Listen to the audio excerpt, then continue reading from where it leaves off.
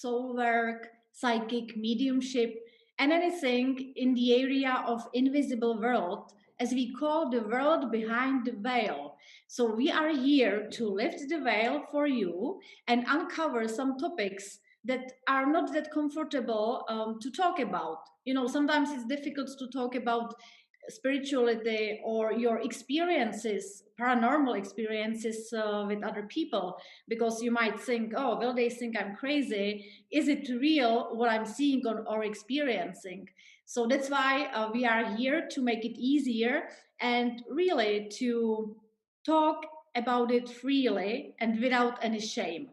So let us be the crazy ones who talk about these things that you might not want to talk about because, you know, you might be in a family or even in an area where you live, where you cannot talk about mediumship or death or grieving or anything that is related to the invisible world. And Teri and I will be talking about certain things that we think would be interesting for our audience to listen to. And it's actually topics that we have talked about in our personal kind of like exchanges that we had, and we thought it would be interesting for people to listen into that. And we are both sitting in different parts of the world. Internet and our today's technology makes it possible that we can connect all over the world with fabulous pictures and fabulous sound. And Teri is coming from the Czech Republic and speaks also Czech. I know that she receives her clients in her shop, in her boutique that she freshly opened. And I will let her speak about it because I'm not 100% sure where that actually is in the Czech Republic. Yes, Tatiana, that's right. I am located in a beautiful mountain area, which you might not be familiar with if you are not from Czech Republic. If you are Czech and happen to watch this, feel free to visit my store in Vrchlabí near beautiful Krkonoše mountains. And you, Tatiana, I know that you are located in beautiful Switzerland, which also has beautiful mountains and also the lake. And you are near the lake, right? That's correct. I'm close to the lake, Lac Léman in Geneva. So you can have a session with me either in person in Geneva or online, and I can do the sessions in English, in French, in German, or even in Swiss German. Yes. Wow, that's a great choice. So many people have chance to work with you. Exactly. So you can give us a call.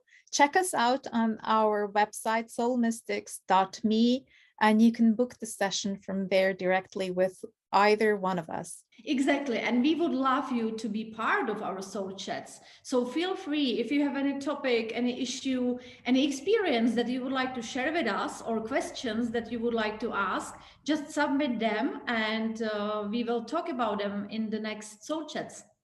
So yes, we will be talking about different topics about the invisible world, about psychic experiences, mediumship, talking to dead people, right? Which is mediumship, and all these things that are, as Teri mentioned, maybe a bit uncomfortable because you might live in an area where people are not very open to these experiences. And I know from my share, for myself, there are people around that if you mentioned anything like that, they would look at you as if you have swallowed an elephant as a whole. So yes, so it is not easy to talk about these things. And so today, how about we talk about, you know, when you lose somebody, how does that affect the person, the grieving person, but also the people surrounding them? Yes, because grief, we can look at it from different points of view. Usually, the most common way is, of course, a person who loses someone is affected by it the most, right? But as well, then the people around them, right? Friends, family, and it's very difficult for them very often how to approach the grieving person, what to say, you know, the words, they seem not enough. But then there is the third dimension to it. and it's this different dimension. It's the person actually who has passed to the spirit world, and they continue to live there, right? It's just they are leaving their physical body. And of course, as we are spiritual mediums, we have the direct experience of communicating with those people. And it is very interesting also to look at the grieving from this point of view, because not all the time people die in, let's say, ideal way, which means being surrounded by family, having cleared all the issues or anything that was hanging in the air. That's right. I experienced myself a loved one who died suddenly in an accident, and not being able to say goodbye is probably, from my perspective, the hardest way of losing somebody. Also, not having the opportunity to set things straight. Maybe you have been mad at somebody, maybe you couldn't visit them while they were at the end of their lives. Maybe there were issues that were just in the open, like Teri said, there was no closure. And I find that is really, really difficult. And this is what comes up actually in mediumship. I know as a fact that people who have crossed over, they might also have a little bit of grieving to do, because although it is great to be in the spirit world, they also have, you know, their life that they leave behind, and they might also need healing and closure from the medium. And this is really, the medium is not only there for the sitter to help them to overcome something, but also for the spirit world to convey something that they were not able to say while they were alive, or to set things straight. Yeah, so it's very healing actually. And this is the aspect of mediumship. It's the healing aspect that sometimes maybe is overseen, or people don't realize this effect. Because sometimes people want to connect to their loved ones out of pure curiosity. And there is nothing wrong about this, but the real effect is really the healing effect for both the worlds. Exactly. And the interesting part is actually that the spirit world seeks out the medium that is best for them, meaning best for them and for the person in the spirit world as for the sitter. So, for example, I have certain experiences that lead people to me. And because I had those experiences, the spirit world feels comfortable with me. And because I have that understanding of those experiences, they will be able to communicate much more easier to me than, let's say, to somebody who didn't have those experiences. So mediums might have experienced themselves a loss of a child, maybe a suicide, or any other, I would say, deaths in their family that has affected them. And the spirit world feels more attracted to them because of that. And there is, you know, we are all different, and they will prepare the reading for the sitter and guide them to the right person. And this is interesting what you are saying, Tatiana, because many mediums actually came to develop their mediumship because they lost someone, as it was in your case, right, Tatiana? I know you were a medium from very early childhood. You could see spirits, you could communicate, but it wasn't until the death of your loved one till you really start developing the mediumship. Is that correct? That's true. I wouldn't have called myself really a medium before that, because a medium, really, if we want to define what a medium really is, we're the middleman between the spirit world and the living people. And before that loved one passed, you know, I just got not even messages, I just got a perception of those people. I didn't sometimes even convey those messages or that information to the person because I was too scared. Remember in the beginning we said, you know, the crazy stuff. So I was scared actually to say things, you know, by the fear of how people would have reacted. And just keep that in mind. I always say, if you receive a message from a spirit, let's say in the shopping center, why would you want to say that to the cashier, for example? Oh, I have your father here. Why would that be correct? And it wouldn't, because she didn't ask for anything. So I believe a medium is also somebody who has to respectfully wait for that person to say, yes, I would like to have that reading now. Yes, and this concerns not only mediums, but also empaths or highly sensitive people in general who need to learn how to set the boundaries, how to switch their reception on and off. And I'm sure that every empath, psychic, or medium has, at some point of their journey of development, come to this point where they needed to learn how to set up the boundaries, because otherwise it really, you would go crazy receiving all the messages from all the different channels. You can imagine this as if the radio is turned on but not set up to a specific channel. Imagine you are listening to this radio and it jumps on and off from all the different stations and there are the mixed messages, and it would definitely make you annoyed, right? I agree with what you said. It's indeed each one of us that is spiritually open will go through that phase where we receive all kinds of messages and all kinds of things and have to learn how to set those boundaries.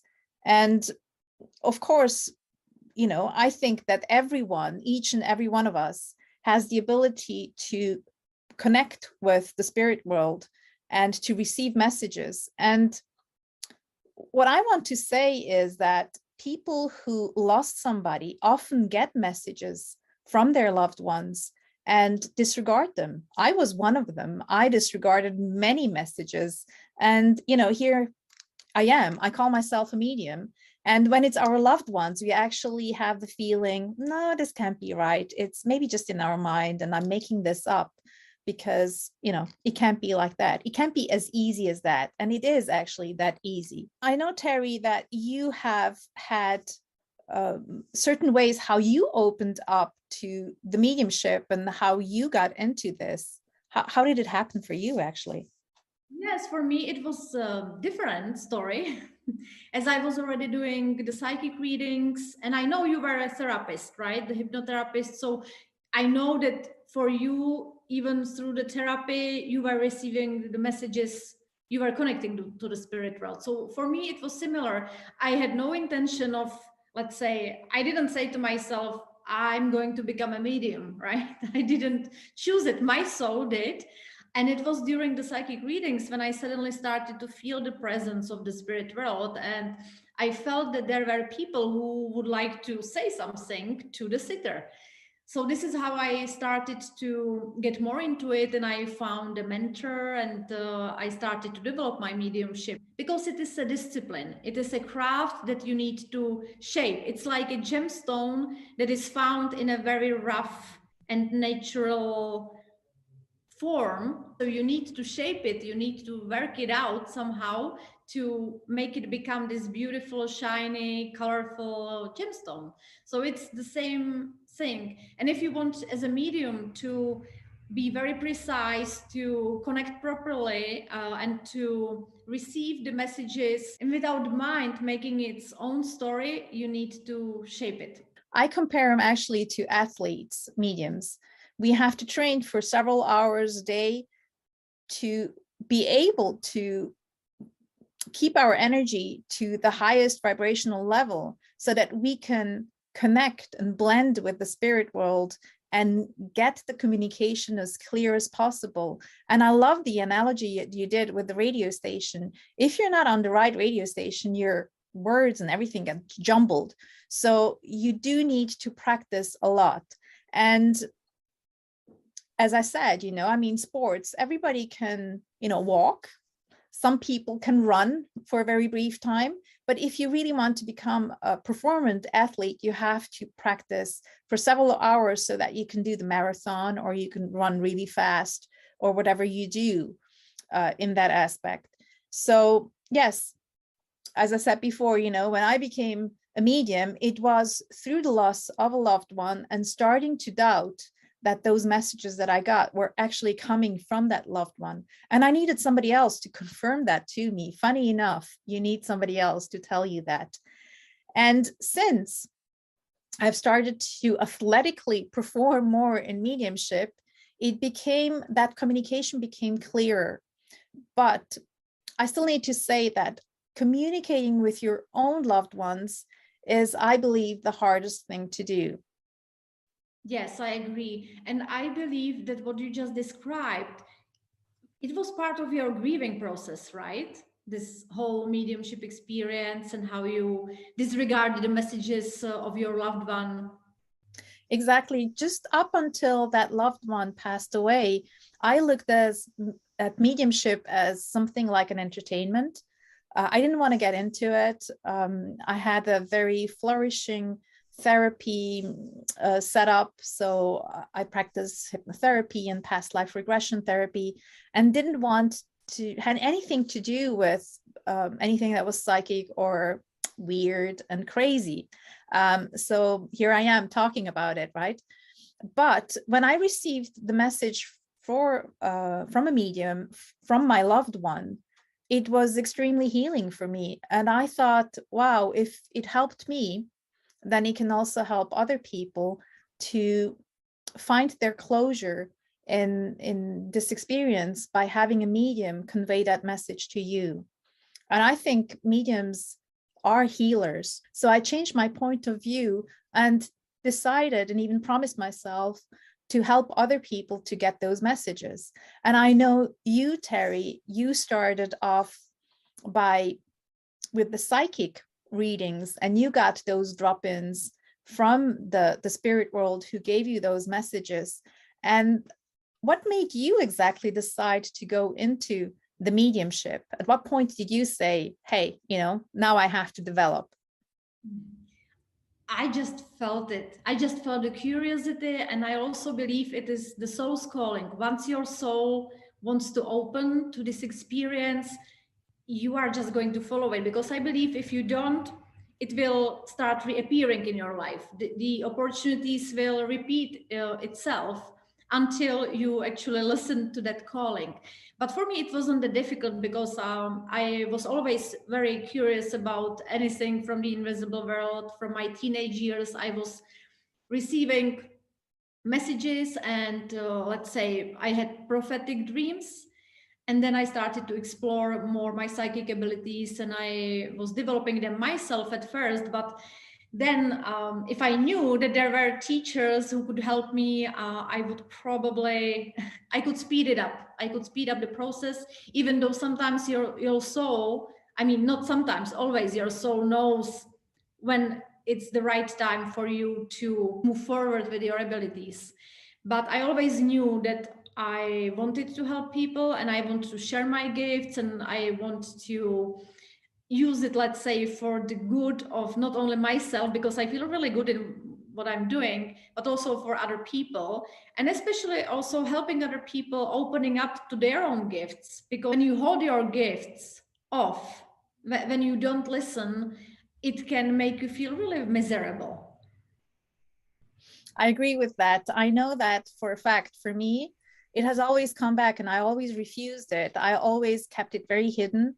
And I believe that life just gave me several slaps in my face to come back to it. And because I'm maybe with my 2 feet, not maybe, I know I am, with my 2 feet underground, maybe sometimes a little bit scientific. I want to explain a lot of the things. I was maybe the worst critic of mediums, which is really good.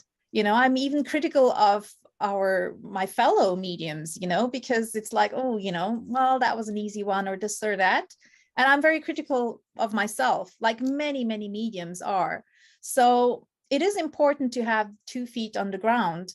And it is important to keep things, how should I put this, like on an evidence-based delivery of the messages. But not only, some of the messages cannot be really delivered just with evidence. Sometimes it's really an emotional, very emotional delivery of messages that people get. And those actually are the most healing ones.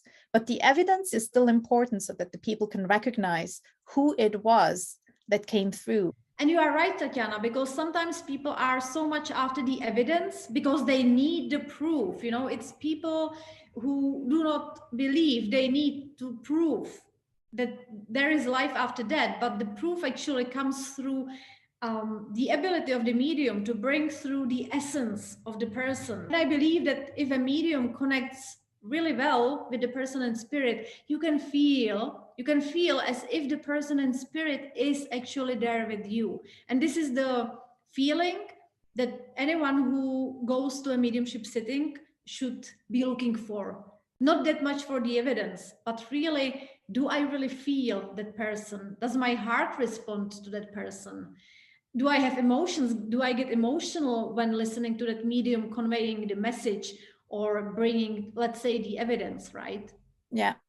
But it's also equally important to stay very open to the medium, because you can actually block the medium in giving you any messages from your loved ones. If you block them off, the medium will have to work harder. Not that I personally don't want to work harder, but sometimes with certain people, everything just flows and it becomes so easy. And I know that some people just look for the hardcore evidence and they just want to prove things right. And I mean, I have a few stories where I have tried on people, not necessarily on mediums, but where I have tried to block them because I just wanted to test them. And boy, I fell flat on my nose, because if you really want to do that, I think you should just best stay home. I don't know if you, Teri, had experiences with this, but I was the typical skeptical person who would basically sabotage my own session. Yeah, Tatiana, because you love challenges. And as you said, you are not that woo-woo. I'm not the woo-woo, right? We are both people who stand with their feet on the ground. I was previously working in a project management and in corporate for many, many years, but my soul was still calling me to do this work. So yes, the healing, I always felt it's the most important part of not only mediumship, but as well psychic readings. And I remember when I was 17 years old, I once went to a healer. And at that time, of course, I wanted to hear, as many people do, will I get married? Will I have children? What's ahead of me? And she looked at my hands and she said, these hands can heal. And it's true that already at that time I was experimenting with energy work and I was starting looking deeper into psychic readings, but I was nowhere near thinking that the healing is the most important part. You know, I was the teenager that has their own interests, but it's true. And the healing, it's always something I want to bring to anyone who comes to me for a reading. And eventually I really started to do hands-on healing because I was reminded over and over again that this is what I need to do. And this is also a part where I came across mediumship, let's say, because when I'm working with a person with hands-on healing, and usually I was brought to people who were in terminal stages of cancer, so really a couple of weeks before they were passing on to the spirit world, I always noticed that there are other people from their family who have already crossed to the spirit world waiting for them. They were always presenting themselves to me. And that was such a special experience because basically you know that you are never alone. And so when your time comes, you are never going to be alone when you leave this world. And I think this is such a strong and enormous healing effect that mediumship work can have. I think that's a beautiful story, what you just said, with healing and having these perceptions. So healing from also what you explained and what I experienced and what I also saw in other people can be on many levels. I'm not a hands-on healer. I don't do the hands-on healing, maybe because I'm not meant to. I'm more of the mind and the psychic in that aspect of the healing. But healing can come through different parts and different channels, because there is also people who do what do they call them? Intuitive healers, intuitive healers, I believe they're called. And you know, this psychic or mediumship part where we connect with the energy of another person or the energy with the spirit world makes us perceive hidden information to our eyes, to our ears, but that is nevertheless present and here. And I believe this is a great honor for all of us to be able to tap into this and open it up and become aware of what awaits us on the other side. And it's beautiful that you said, and I want to come back to that, that the loved ones are actually waiting for us when we die. So we will never, ever die, even if it is an accident, a sudden death. We will never be alone. And actually, we are never alone, right? Yes, we are never alone, Tatiana, because the people in spirit are always here with us. As we say, they are just a thought away. And this is something I believe can be very healing, just the fact to remember. And for all of people who are currently or who have ever grieved, I think this can be very relieving because, you know, from your experience as well, that the grieving, it actually never stops. You cannot overcome grief, really. It has different stages, but you will always and forever miss the loved one. But it's such comforting to know that they are just a thought away. Exactly. And they're always here without being physically here because we can see them with our eyes. And I like the analogy, which I often give is, you know, if you imagine a building with several levels and floors in that building and with many people living in there, and you're in one single room, you know that the people are around you, they're above you, they're underneath you, they're talking, they're cooking, they're speaking, they're fighting, whatever they do. You know that they're there, but you don't see them. And the spirit world is exactly the same. They're all around us. We don't see them, but they are here. And sometimes when you're actually quiet, you might hear them, but you don't hear them with your physical ears, or it's very rare that people do, but you hear them with your internal ears. You see them with your internal eyes. And this is where the idea of it's just a thought, they're just a thought away. So it's not something that most mediums physically see or hear. It is something that happens internally, and that's where the idea of the thought comes. Yeah, that's beautiful. Although there are mediums who can see physically, that's true, but it's not all the mediums that can do this. And also sometimes, and maybe you have experienced that, they can, your loved ones remind of themselves maybe through a smell, right? Suddenly you can smell a perfume or this beautiful smell of the lemon pie that lady used to bake. And this is often what comes through the mediumship. And I believe not only the mediumship, but also daily life of people. And this is the way how their loved ones give the message that they are still present. Yes. I had actually in one of my sessions, if I may just mention that, the smell of flowers come up during a reading. That was distinctively, I could smell it. So it was with my physical nose, and my client could smell it as well. And it was a perfume that was very cherished and loved by the deceased, by the spirit. And this is beautiful. It doesn't come through every time. That's the thing. I cannot promise that it will. And I don't know how much energy they need to produce such a smell so that both parties can smell it, which is extraordinary. I would love everyone in every reading to have an experience like this. If I could, I would. And well, you know, as a critic myself, this blows me, of course, completely away and challenges me. And I think, why can't I produce this for all the people? But it's not me who produces it. That's the thing. It's spirit who does. Exactly. And it's the spirit who does part of the work, and it's the medium who does another part of the work. And I think it's just beautiful what you said about being blown away by your experiences. And it's the same for me, even though these experiences have become normal to me, and they have always been normal to me, I'm always blown away. How is this possible? I feel like I'm in Hogwarts. I love Harry Potter. So it feels like a fairy tale, but it's just so real. And it's the beautiful magic and mystical world that is part of our, you know, daily dull life sometimes. Of course, there are so many beauties of earthly life, and that's why we came here as spiritual beings in our human body. We are here to experience the life on earth. But who says we need to forget about the invisible world?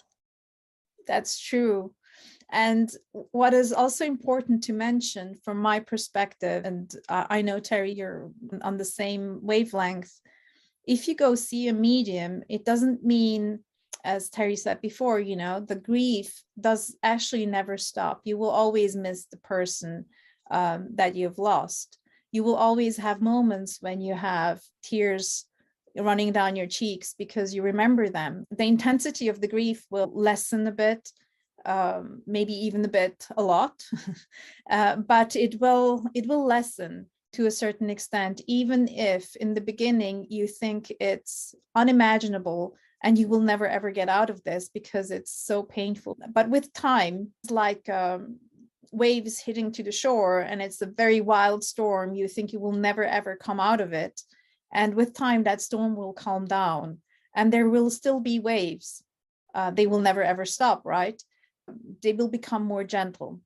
And going and seeking for a reading does not make the grief go away. It just gives you, if I say just, I say it with justice in that way, it will give you that little hope that your loved one was for that moment right here and there, but they're actually there all the time.